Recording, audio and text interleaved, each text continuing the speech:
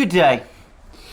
The last couple of days, we have seen what is increasingly looking like a growing disillusionment in the West, or at least in parts of the West, at the changing situation in Ukraine, in the situation in Ukraine, with Western leaders starting perhaps to think about a possible way out of what is looking like an impossible situation for themselves.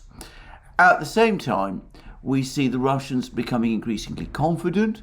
We've had discussions at the St. Petersburg International Economic Forum, where, as far as I can see, Russian officials are arguing not about how to deal with an escalating crisis, but how to deal with an unexpected success of their measures to counter the sanctions.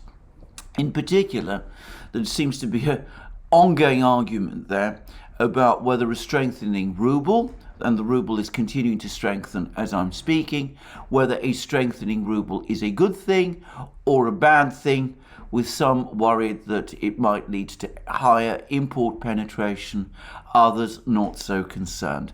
I'm not going to deal with that discussion in this program.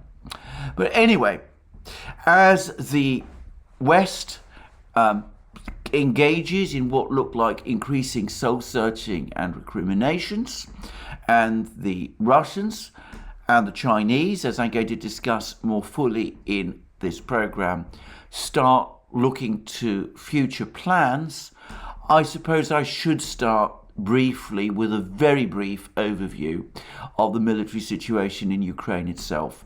Now, the pattern of the Donbass war is that the Russians rain down heavy artillery on fortified Ukrainian positions. These Ukrainian positions eventually break.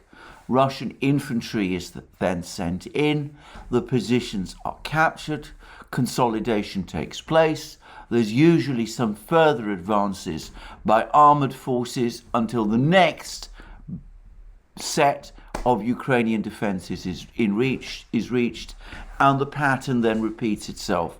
So it's very much a case of incremental advances, and we see fairly rapid movement over what, by the way, are quite long distances. One of the confusing things about the Ukrainian war is that people take Donbass in isolation and then look at the pictures of Ukraine, and because Donbass is only a part of Ukraine, the distances that the forces in Donbass are moving across appear small against the backdrop of Ukraine itself. Ukraine, however, is the second biggest country in Europe. The biggest country is in fact Russia. And in fact, distances which on a map of Ukraine might look quite small can in some cases amount to tens of kilometers. So some of these Russian advances may look relatively small, but in practice, on the ground, they may actually be considerably greater. Anyway, that's all I wanted to say about that. But for the moment, as I said, it's a case of advance until you reach a fortified line, work your artillery and your infantry until you've broken that line, break that line, then move on to the next one. And that's going to continue right through the fighting in Ukraine, in Donbass, because in Donbass, I should say, it's now clear that the Ukrainians have spent the last 8 years building layered defenses, very heavy layered defenses, but it seems that there is nothing analogous to this in the rest of Ukraine. So once all of these defense lines in Donbass are broken, and I should say each defense line that the Russians now reach is weaker than the one which preceded it, but once these layered defense lines are broken, and the Russians have broken through and taken control of the entirety of Donbass, the fighting will probably start to, the speed of advances will probably start to accelerate, with the Russians being able to launch the armoured advances that they have not engaged in now for some time. Now, whilst on that topic, I would also say that there's now been some discussion of a point which I touched on earlier in the in an earlier video which I made some time ago, specifically by Larry Elliott. He's discussed this on his site in a recent article which he's published. Larry Elliott makes the point that a lot of the fighting at the moment in Donbass is still being carried out by the Donbass militia, by the Donetsk and Lugansk People's Republic militias. And they're doing a lot of the heavy lifting, a lot of the infantry fighting when the places themselves, these fortified places, are captured. The Russians provide massive artillery support, massive air support, intelligence, all of those things, logistic support, all of those things. But the main armoured forces, the big Russian armoured forces, are being held back until all of these fortified lines are broken. Now, what that means, whether the Russians will advance, how far the Russians will advance, it's not clear how far the Russians intend to go. But I would simply say that the discussions which are taking place at Spieth with various Russian officials there clearly point to advances well beyond Donbass. And the leaders of the two breakaway republics, especially Denis Pushilin, who is the leader of the Donetsk People's Republic, they're making it very clear that there will be extensive advances way beyond Donbass, because frankly that's the only way that this war can be brought to an end. Negotiations with Kiev being essentially for the moment at a standstill, and with the Russians very skeptical about any possible deals that might be made with Ukraine. And of course Pushilin has already made it fairly clear that eventually the Russians do intend to take Odessa, creating this land bridge all the way from Russia itself to Transnistria, which borders, of course, on Moldova. So this is a war where, as I said, it's attrition war in Donbass.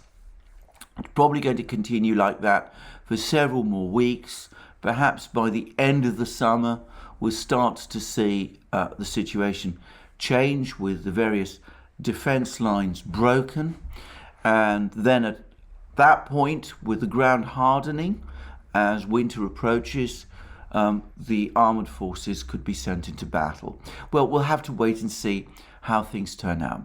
Now, I'm going to quickly add that there's actually been a fair amount of information from the actual battlefronts.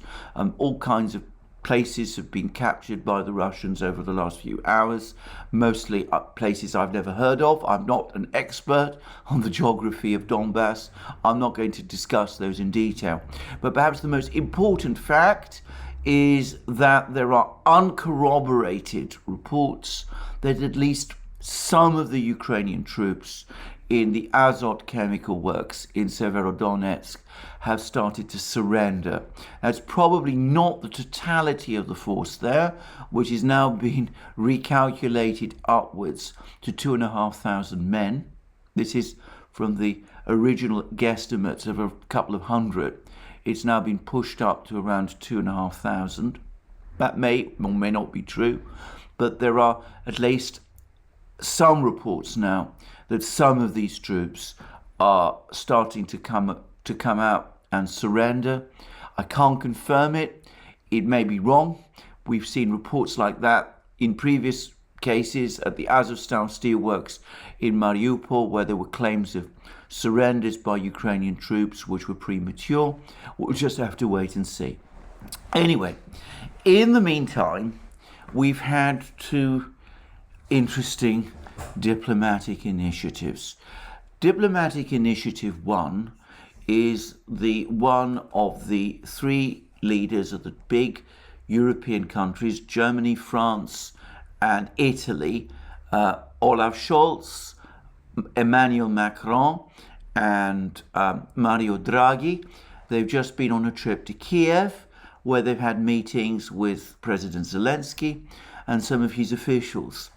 And I have to say, there's some photographs which have appeared, which show Macron and Scholz and Draghi dressed in suits and ties and looking dapper, as they always do. And the Ukrainians look quite astonishingly dishevelled in what I suppose is the sort of look that they're now projecting to give the impression that, you know, they're a country in battle. I have to say that to me it looks rather seedy. The look looks rather seedy, but okay, others no doubt will have a different view. Now, we've heard a great deal of talk about what these three leaders came to Kiev to do. One of the most interesting things is apparently there was no discussion about further arms deliveries to Ukraine, which is really very interesting. The United States has announced more arms deliveries to Ukraine, but as I've discussed in a recent program, the 18 M777 howitzers that are in the latest armed package is a drop in the ocean and derisory compared to Ukraine's other demands. And I have to say that there's already some suggestions that it doesn't cover the number of M777 howitzers that the Russians have already destroyed or captured. So it looks as if this is not a particularly impressive arms package, whilst a briefing by the Pentagon about the Harpoon deliveries was, I have to say, deeply demoralizing if you are a Ukrainian, or at least I would have thought so, because apparently the United States has agreed to Ukrainian demands to supply Ukraine with a small amount of Harpoon anti-ship missiles, presumably to defend Odessa. But it seems that these missiles have to be adapted to be carried on a truck chassis, and there has to be an enormous amount of work done to develop this truck chassis and to install all the relevant electronics and to adapt the system in that kind of a way. And from the way the Pentagon briefing was going, it seemed this process might take months. And I've actually heard even one suggestion that the whole process could take a whole year before a properly operational system was ready to provide to Ukraine. I have to say, this seems astonishing, but apparently that is the reality, and cutting corners in developing a system like this apparently risks providing Ukraine with an operational system that actually wouldn't work very effectively. So this story of the Harpoon missiles that are going to be delivered to Ukraine, for the moment, and I'm not a technical person, and this may change, but for the moment, and based on what the Pentagon was saying, well, that doesn't look very impressive. Anyway, that's where we are. Let's go back to the visit of the three European leaders. They were not talking about arms deliveries. They were talking about Ukraine's entry into the European Union, and they all support granting Ukraine candidate status to join the European Union. But then, of course, comes immediately the caveat, which is that Ukraine must carry out extensive reforms before it can join the European Union. Now, that is what the same European leaders, what the European Commission, what all the major countries in the European Union have been saying for years. So what does the candidate status that is now going to be granted to Ukraine actually change? It changes nothing. All European leaders appear to concede that this process of Ukraine joining the European Union will take years. It might even take decades. And Ukraine has to carry out reforms which it's been urged to carry out, and which it has consistently proved incapable of carrying out. I'm going to say that this is, for me, another cruel trick which has been played on Ukraine. It reminds me of the disastrous decision at the NATO summit meeting in Budapest in 2008 to say that Ukraine would one day join NATO without providing Ukraine with any particular date when that would happen, and without providing Ukraine with any real commitment to it joining NATO. And as we've seen, that aroused and provoked the Russians. It set the scene for the war that is actually taking place now. But it was also clear that this was a commitment which some of the NATO member states never intended to implement. And it looks to me that this is exactly the same thing that's happening with this decision to grant Ukraine candidate membership status for the European Union. It's a way of appearing to agree that Ukraine will become a member of the European Union without actually having any real intention to bring Ukraine into the European Union. By the way, French officials have also said that in order for Ukraine to join the European Union, the war in Ukraine must end, and that of course gives the Russians an incentive to continue the war, a further incentive to continue the war until victory. I don't really understand the purpose of these three Western leaders going to Ukraine at this time. As I said, they've given Ukraine another false promise. This is another example of what Professor Mearsheimer spoke about when he's discussed in a famous video that he made about how the offer of NATO membership to Ukraine was setting Ukraine on the primrose path to its own destruction. The leaders of the West have learnt nothing from that debacle. They've now made another promise to Ukraine, which they privately have no intention of honouring. They are treating Ukraine, in my opinion, incredibly badly, and they're doing something which is more likely to prolong the war than to end it. I really feel that these promises to Ukraine, which, as I said, will only provoke the Russians to even greater anger and which will delude the Ukrainians into thinking that Western support is holding up for them when the reality is the opposite. I think this kind of behaviour is a further comment on the utter bankruptcy of diplomacy and policy in the West. Now, it's also clear that these three Western leaders used this trip to Ukraine with a particular ulterior purpose. They told Ukraine that yes, they all support its candidacy, its attempt to become a candidate to join the European Union. But it seems in private, they all pressed Ukraine to start negotiations immediately with the Russians to end the war, something that the Ukrainians have repeatedly said they do not want to do at this time. The reason the Ukrainians don't want to do it was explained by Zelensky's chief negotiator and national security advisor, David Arahamia, in an interview to Axios.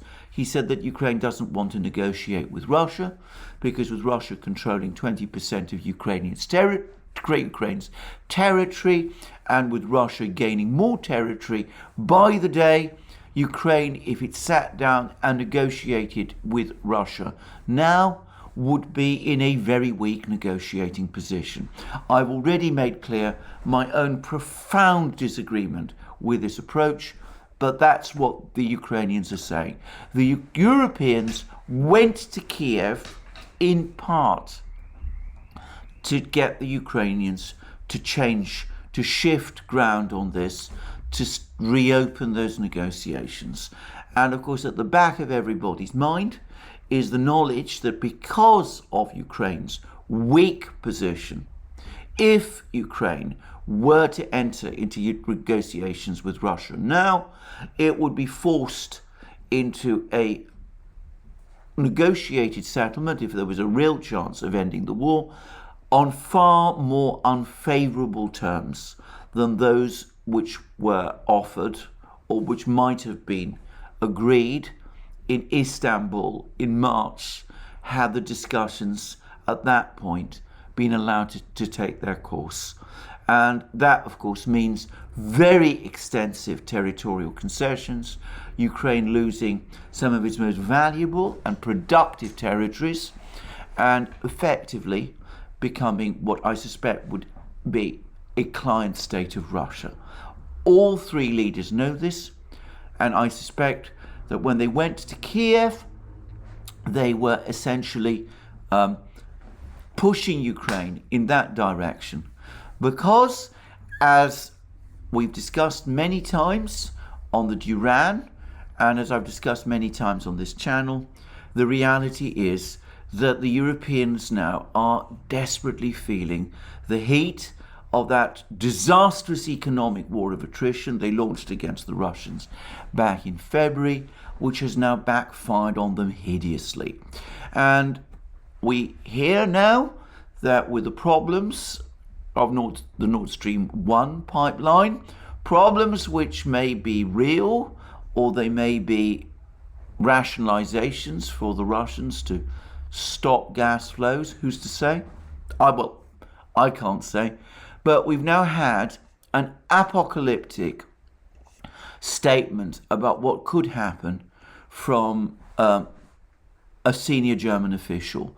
And I'm taking this from Remix. It's essentially a translation of an interview that this official, Klaus Müller, who is the head of Germany's Federal Network Agency, which is the regulatory office for electricity, gas, telecommunications, postal services, and railway markets. Anyway, this is what he has apparently said in an interview to the Rheinische Post newspaper in Germany. He said that a gas shortage and high prices will send shockwaves through the country, leading to landlords cutting the heat for tenants and widespread company bankruptcies. Now, I should say that a particular feature of Germany, of German residential system, is that in Germany, a very much higher proportion of the German population rent their homes than do so in some Western countries like, say, Britain and I believe the United States. It's much more common to rent in Germany than it is in certain other Western countries, and a very much higher proportion of the population does so. So if landlords cut heat for tenants, that's going to affect a very significant part of the German population indeed. Anyway, to continue, Müller paints a bleak picture about the crisis. He says that banks will ramp up their business and installment loans, and ailing companies will fall into bankruptcy. And he says he expects gas prices to continue to climb, resulting in increased inflation, which will go far beyond energy.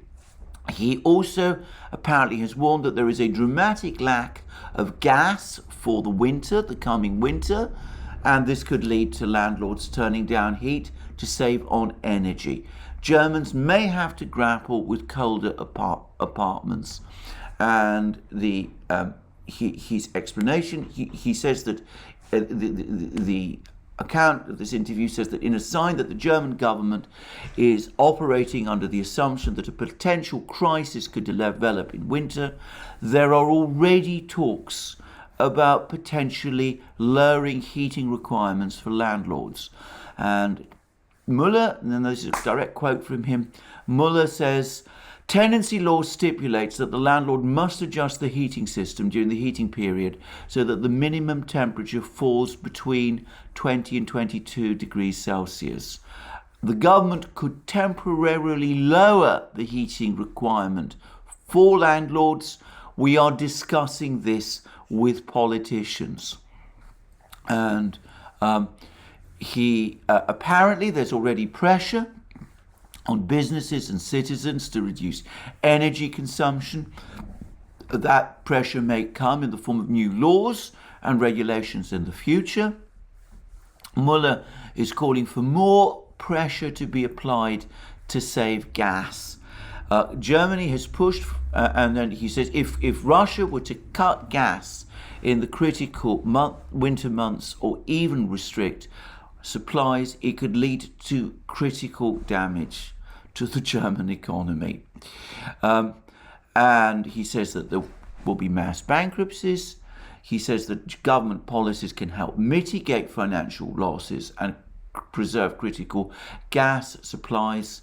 And he wants to establish mechanisms to reward companies that voluntarily give up gas quotas with a premium. It is always better for adjustments that are made via prices rather than direct state intervention. And then he goes on to say gas prices for private households have already multiplied compared to the pre-Ukraine war period.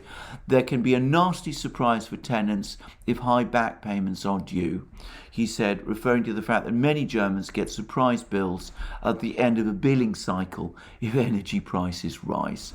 So, critical shortages in Germany, colder apartments for Germans, less gas used by Germany's energy-intensive industrial base, and inevitable government interventions in the German economy to try to keep gas, to control gas supply, and in effect kind of system of rationing, with of course the inevitable distortions that is going to create in the smooth functioning of the economy. And note that Muller doesn't seem to have any solution for the long term. He doesn't seem to be talking about one.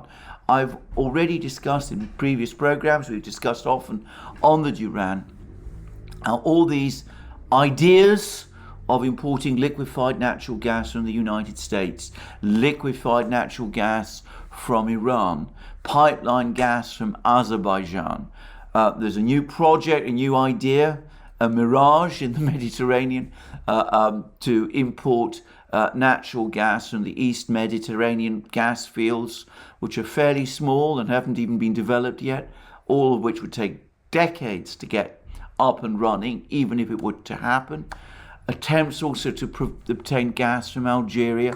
None of this can hope to replace Russian production in any effective time period. So Muller has no answer to this. The German government has no answer to this. Olaf Scholz must be looking at this, and he must be getting increasingly concerned. And that's why, of course, he's gone to Kiev and is now pressing the Ukrainians for negotiations. Mario Draghi, he's also seen gas supply to Italy start to fall. Italy is the biggest consumer of Russian gas in Europe after Germany. Italy has mounting problems. The higher interest rates are going to start putting pressure on Italian sovereign debt and by extension on the Italian banking system. Italy is looking in an increasingly precarious position. And as for Emmanuel Macron, he's now witnessed a French GDP contraction in the last quarter. So the pressure is on all three. And it's perhaps not surprising that with the war in Ukraine going badly, with the ability of the West to keep Ukraine supplied with weapon systems, frankly, exhausted, they're now trying to persuade the deeply reluctant and unhappy Ukrainians to engage in negotiations. Now, I've come back to what I've said many times. The Europeans may want the Ukrainians to negotiate. The Ukrainians may agree to negotiate.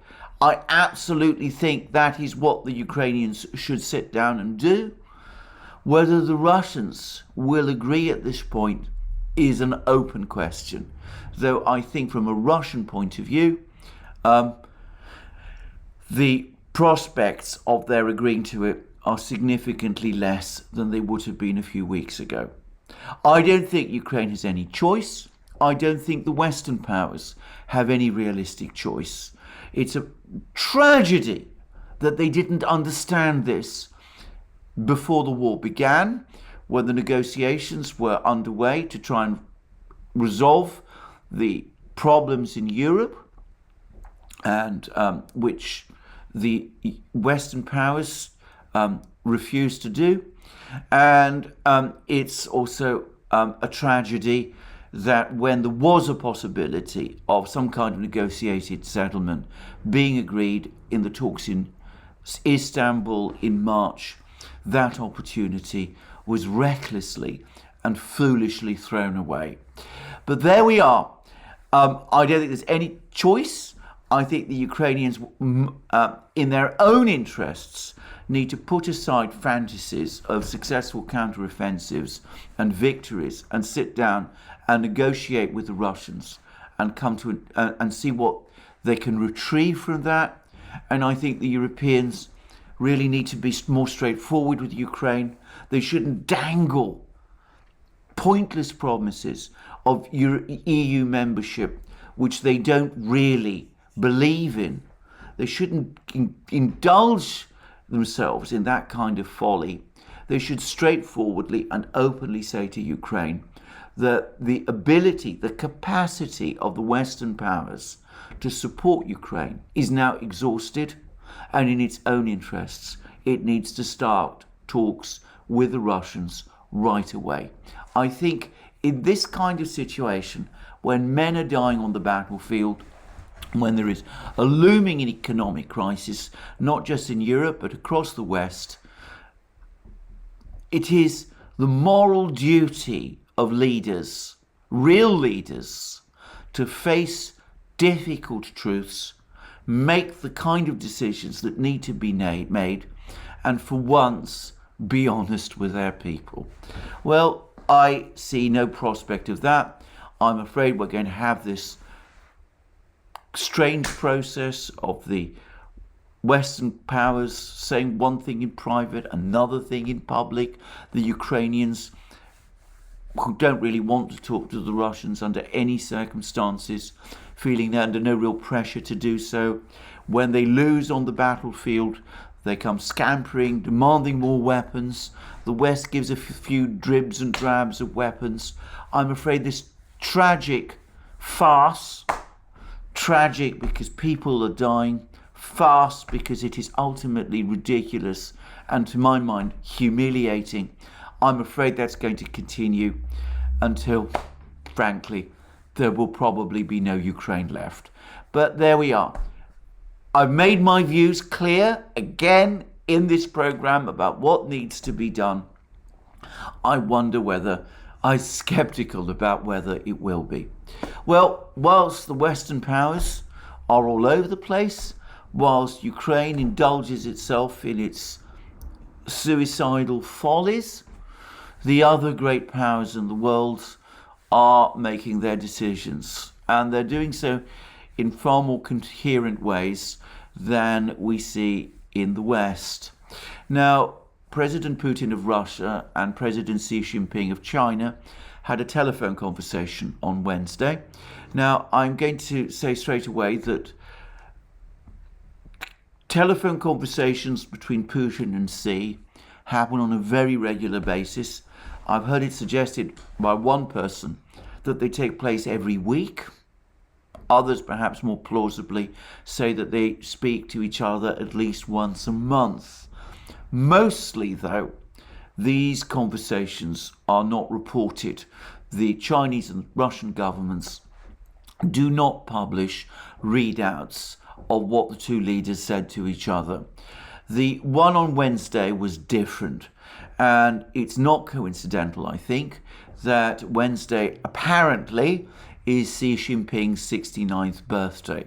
So he seems to have used his birthday, his way of celebrating his birthday, if it was indeed his birthday, was to telephone his good friend Vladimir Putin of Russia, and the two had a very interesting talk. Now, I'm going to read out the readouts that the two governments have provided. Let me first of all begin with the Russian one. And it begins like this.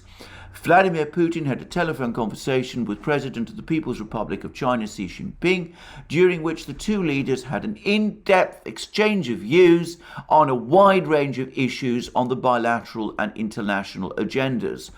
The president stated that Russian-Chinese relations were at an all-time high and are constantly improving. They reaffirmed their commitment to consistently deepen the comprehensive partnership and strategic interaction in all areas. The current state of and prospects for trade and economic cooperation, the volume of which is expected to reach record high levels in 2022, were reviewed in detail. It was agreed to expand cooperation in energy, finance, manufacturing, transport, and other areas, taking into account the global economic situation that has become more complicated due to the illegitimate sanctions policy pursued by the West. The further development of military and defense ties were touched upon as well. During the discussion of the situation in the international arena, it was emphasized that Russia and China, as before, have overlapping or very close positions, consistently uphold the fundamental principles of international law, seek to build a truly multipolar and fair system of international relations. The parties confirmed their mutual commitment to improve coordination and mutual support in various multilateral formats, including at the United Nations, the importance of cooperation within the Shanghai Cooperation Organization, and BRICS was underscored, in particular in the context of the upcoming BRICS summit to be hosted by the Chinese presidency on June 23rd, 24th.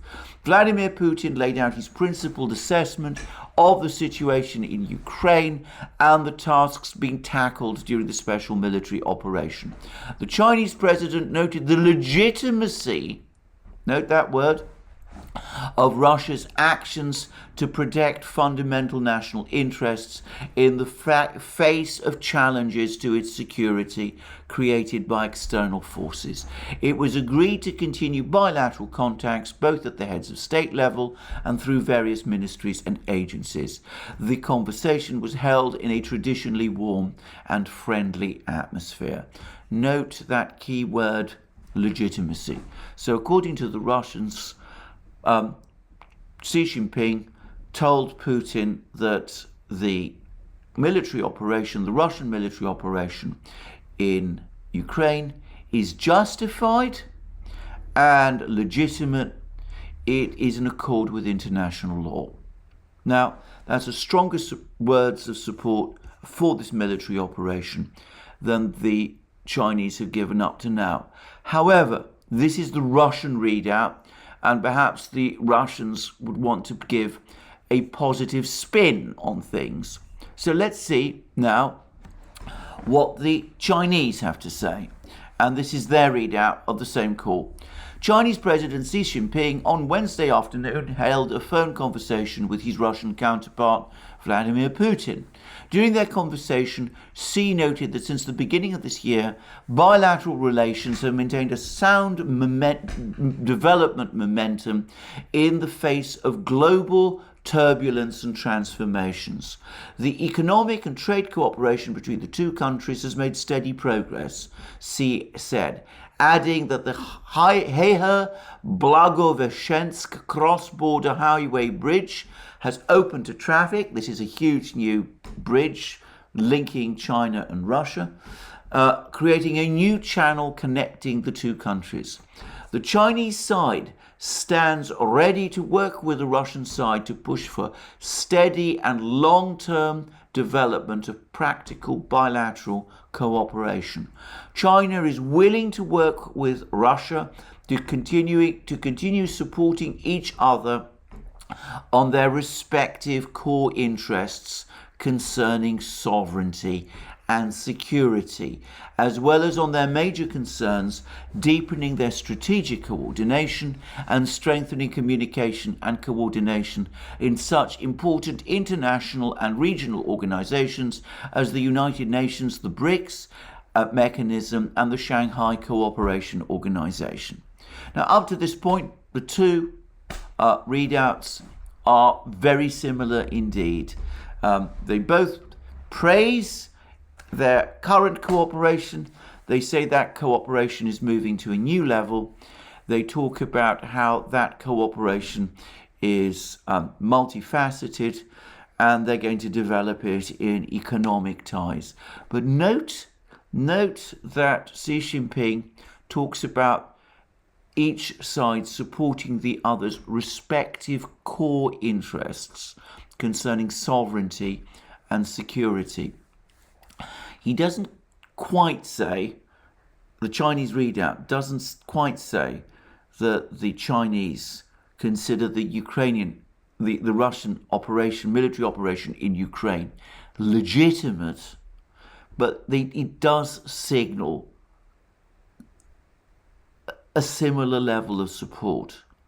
Ukraine is a core interest to Russia, and China therefore supports Russia's position there up to a point, or at least perhaps in private, just as China expects Russia's support on China's core interests, including, of course, Taiwan. Anyway, let's just continue with the Chinese readout. China is also willing to work with Russia to promote solidarity and cooperation among emerging market countries and developing nations, and push for the development of the international order and global governance towards a more just and reasonable direction. For his part, President Putin said the Russian side sincerely congratulates China on its remarkable development achievements under the strong leadership of Xi Jinping. Since the start of the year, the practical cooperation between Russia and China has been developing steadily, Putin said, adding that Russia supports the global security initiative proposed by the Chinese side and opposes any force to interfere with China's internal affairs using so-called issues regarding Xinjiang, Hong Kong and Taiwan, among others, as an excuse. So China supports Russia in its core interest, Ukraine. Russia supports China over Xinjiang, Hong Kong and Taiwan. Putin noted that Russia is ready to strengthen multilateral coordination with China so as to make constructive efforts in boosting multipolarization of the world and establishing a more just and reasonable international order. And now we come to the part of the readout, the Chinese readout, which explicitly refers to Ukraine. The two heads of state also exchanged views on the Ukraine issue.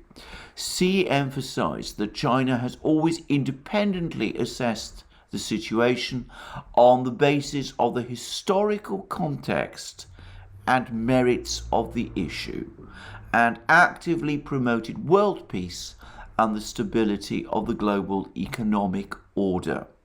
All parties should push for a proper settlement of the Ukraine crisis in a responsible manner, Xi said, adding that China, for this purpose, will continue to play its dual role.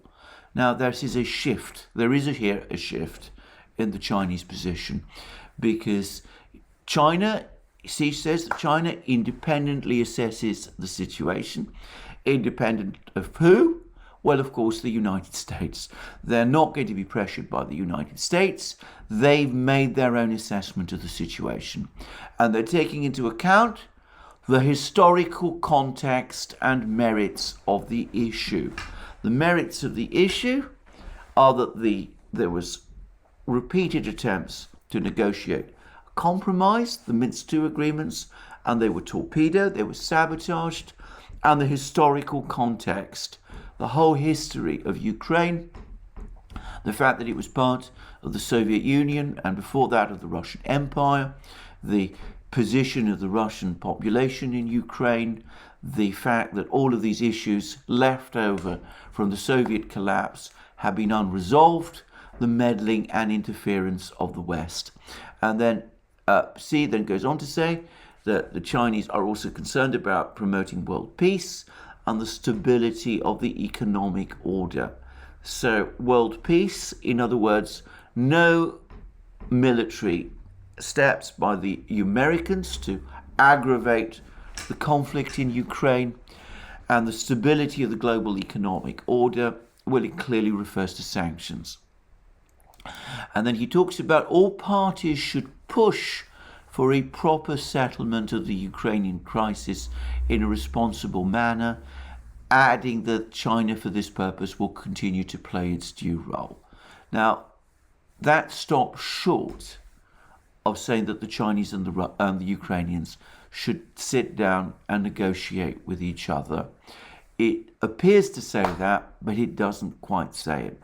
So the Chinese seem to be saying, we understand what this is all about. We understand that this is for you a core issue. We grasp the merits of this issue, the merits of your case. We understand the historical context. We want to see this thing settled. We understand that it may not be settled through negotiations. So it's not quite saying, as the Russians claim, that this whole operation is legitimate, but it is recognizing and apparently quietly endorsing the Russian case. And of course, the Chinese and the Russians are talking about enhancing their cooperation, including their economic cooperation. Now, there's been much discussion recently about Chinese hesitancy to breach Western sanctions against Russia. Supposedly, the Chinese rejected suggestions that Russians issue union pay cards, Russian banks issue union pay cards, and supposedly also they are going to slow down in supplies of microprocessors and high technologies to Russia, because that would also breach Western sanctions. Now, on the union pay card issue, I think almost certainly this is something that the Russians are intensely relaxed about and probably agree with, because when that was first floated by some Russian banks, the concern was at that point that there would be a financial crisis in Russia, so they wanted this connection to China as a backstop. There's been no financial crisis in Russia. The Russian currency, the ruble, is extremely strong. At the moment, the financial system in Russia is functioning normally, and more countries around the world are now accepting Russia's Mir card. At the moment, over the last few months, we've heard that Cuba, Iran, and Turkey are moving to accept the Russian Mir card. So I think the Russians and the Chinese probably agreed with each other that there was really no need to press forward with the union pay idea. That can wait until later. But on the high technology products and all of that, well, I think that most certainly the Chinese are continuing to provide the Russians with chips and all of those things. And I should say that Russia imports most of its chips from China, though it is, as I said, it produces many more chips than I think people know about, and is undoubtedly intent on enhancing its own chip production capabilities even further. But whatever problems and bottlenecks have existed up to now, I think there is a political will on the part of the Chinese and Russian leaderships to overcome them, and I expect that over the next couple of months we will see that happen. Now, that's exactly what happened during the previous round of anti-Russian sanctions in 2014. There was a period when the Chinese businesses, Chinese banks hesitated to continue with some of their long-standing economic relationships with the Russians, looking for guidance from Beijing about what they should do, and nervous about the impact of sanctions. Then the Chinese and the Russians got together at the political level, and gradually and purposefully these problems were then sorted out and trade resumed in ways which did not, in fact, lead to the Chinese becoming vulnerable to sanctions. And that's exactly what I suspect is going to happen. I mean, there'll be, I suspect, special companies, Chinese companies, set up to carry out trade with Russia. The Chinese Sovereign Wealth Fund will no doubt be active. One way or the other, all sorts of things will be done to circumvent any sanctions problems. And besides, I think that the Chinese, the political leadership in China, seeing the deterioration of relations with the United States, expects sanctions pressure to mount on China anyway. So here we see China now coming out very clearly and strongly in support of Russia.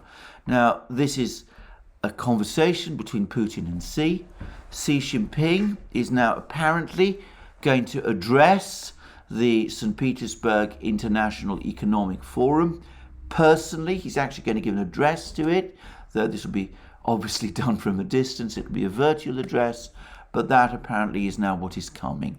So there will be further expression of Chinese support, a public expression of Chinese support for cooperation with Russia, despite the sanctions pressure. Now, to my mind, what this means is that the sanctions war is ended. The West has lost. The Russians have already managed to pull through, and now the Chinese are reaffirming the fact that from their point of view, China and Russia are joined at the hip economically as well. So at this point, anybody who has any sense in the West should be saying, this has gone disastrously wrong. We're suffering appalling consequences. This is the moment where we call it off. Well, don't expect that. Don't hold your breath, but that is the reality.